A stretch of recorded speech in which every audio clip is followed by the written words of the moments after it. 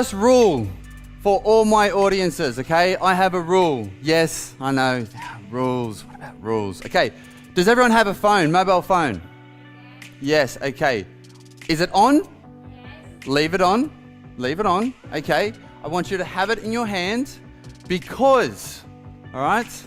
Because I'm going to put up several things during my talk. And I've only got 40 minutes, maybe 39 now, and I'm going to squeeze as much as I can into it. And I want you to take away from this talk as much as you can. Because this talk's not about me, okay? It's nothing to do with me. It's all about you. I'm here to provide you value. Who wants a bit of value for tonight? Yeah? All right. So make sure your mobile phone's on. Make sure you've got the camera or the video ready. Okay, I'm not shy. Just be careful that flash is not too bright, you know, shine off the top of the head. But there's a second rule. I've got a second rule, okay? Second rule is, if your phone rings, I get to answer it. Yeah? I said that once and it actually rang and the woman was mortified. My entire life as a kid, I grew up a little bit south of London. You get to Brighton, and you go even further south and you keep going south and then spin around the other side of the globe in Australia, if you didn't notice. The bald head gives it away all the time, yeah? So I grew up in Australia as an elite soccer player, or footballer, as you call them over here, okay? And I grew up with this attitude that I could achieve anything. And I thought, whatever I put my mind to, I could accomplish. And then I got to about 15 and realized it doesn't work like that. Just because you have a positive attitude and just because you work your backside off doesn't mean that you're successful. We see that in our adult lives, yeah? Okay, it doesn't quite equate. But does that mean you don't choose a positive attitude? Of course not. We need that because it gives us an opportunity to be successful. Having a positive attitude is a choice. It's a choice. And this is the equation that happens in every situation in life, not just when your toe's about to fall off in the Sahara Desert, but anything in life. There's a stimulus, all right?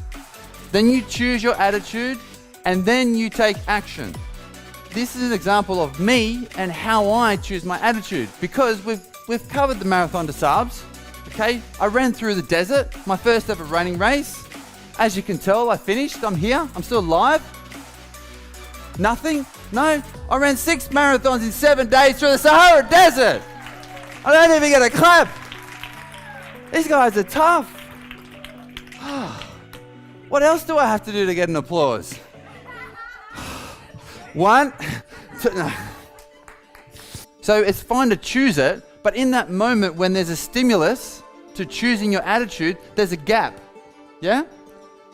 Dropping that glass, that gap between a stimulus and choosing your attitude is milliseconds. Other times, it's minutes. This is how I control my attitude when I get faced with an obstacle. When I get hit with a setback, the first thing I do is breathe. Take 1 breath, okay? Don't react. Just take a breath. All right? So then you can be in the present moment. Who meditates? Or some form of meditation? Yeah. My form of meditation is just breathing and being in this moment. So I can create that gap between stimulus and action, make it longer. Because I can be present in the moment. So I breathe and then I review the situation. The positives and the negatives. Got to look at both sides of the coin, all right? Because we're going to choose this attitude and then take action. We don't want to take the wrong action. Or we're going to have the best possible chance to take an action that's going to help us move forward. So breathe, review, and don't make excuses, all right? Don't play the victim card. Oh me, I'm in the middle of a forest in China. I chose to be there. No excuses. The only reason we make excuses for ourselves is to justify our actions and make us feel good about ourselves for eating those extra chocolates at Christmas. Oh, it's Christmas. Everyone's doing it. Who cares? Okay, I'll be blunt. Who cares that everyone's doing it? Doesn't mean you have to. It's your choice. If you choose to eat the extra chocolates, fine. Don't complain about it after that you feel sick or you're putting on weight when you chose to do that. Don't make excuses for yourself. Own it. Own the attitude you're going to take.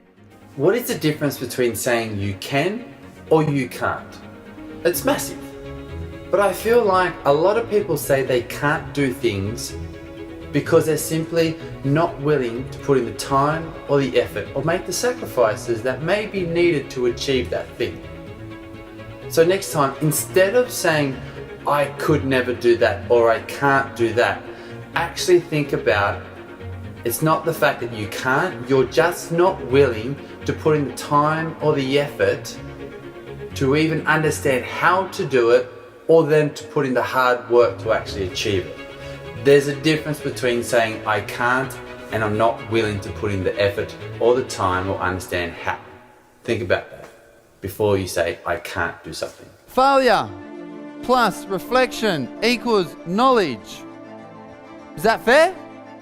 Failure plus reflection equals knowledge. Knowledge times hard work equals your best chance of success. But it's about consciously putting yourselves in difficult situations, and then when things don't go right, when you can't quite bridge the gap between what you know you can do and what you want to do, okay? It's your choice to choose a positive attitude or a negative attitude. This is me, run leg of the ultimate triathlon. Yes, I have on different coloured shoes. That was a choice, I think. I can't remember. You can see my leg is bandaged up. That's because I had a torn quadricep and I still had 6 marathons to run. I could have went, you know what? Don't fancy this anymore. I'm quitting. But choosing to do difficult things daily enables growth.